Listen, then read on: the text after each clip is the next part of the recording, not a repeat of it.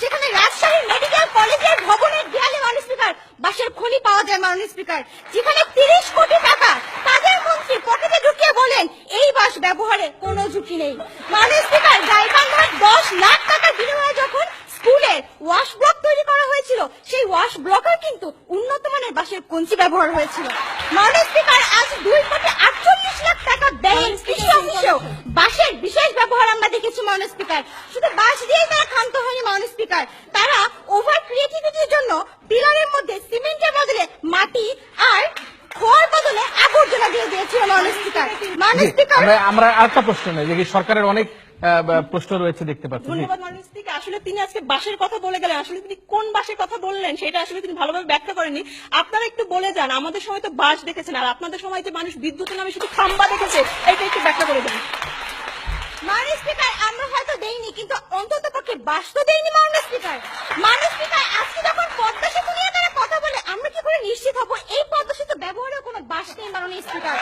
মাননীয় স্পিকার হয়তো বা এই পদ্মা সেতু সেই ফাইনাল ডেস্টিনেশন মুভির মতো করে যে কোনো মুহূর্তে ভেঙে পড়তে পারে মাননীয় স্পিকার, আর তখন তাদের মন্ত্রী হয়তো বলবেন it is just an accident.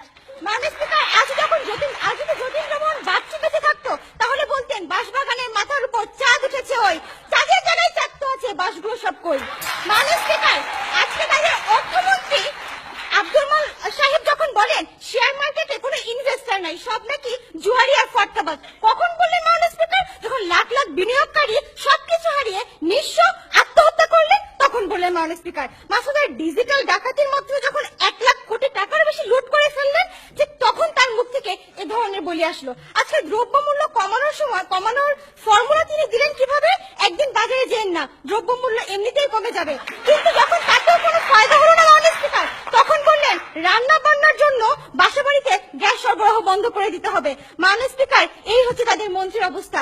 আজ নেপোলিয়ন যদি বেঁচে থাকতো, তাহলে তার সেই বিখ্যাত উক্তি আমাকে একটি শিক্ষিত মা দাও, আমি তোমাদের একটি শিক্ষিত জাতি দিব, হয়তো উল্টে যেত, বলতো আমাকে কিছু কাণ্ডজ্ঞানহীন মন্ত্রী দাও, আমি তোমাকে মগের মূল্য দেশ উপহার দিয়ে যাবো। মাননীয় স্পিকার তাদের উন্নয়নের অবস্থা কিভাবে দাবি রাখতে পারে যে আজ তারা উন্নয়নের গণতন্ত্রকে সুশাসনে জোরদার করছে? তাই কোনোভাবেই এই সংসদে এই প্রস্তাবের গ্রহণযোগ্যতা রাখে না মাননীয় স্পিকার। ধন্যবাদ মাননীয় স্পিকার। আসলে উন্নয়নের গণতন্ত্র সুশাসন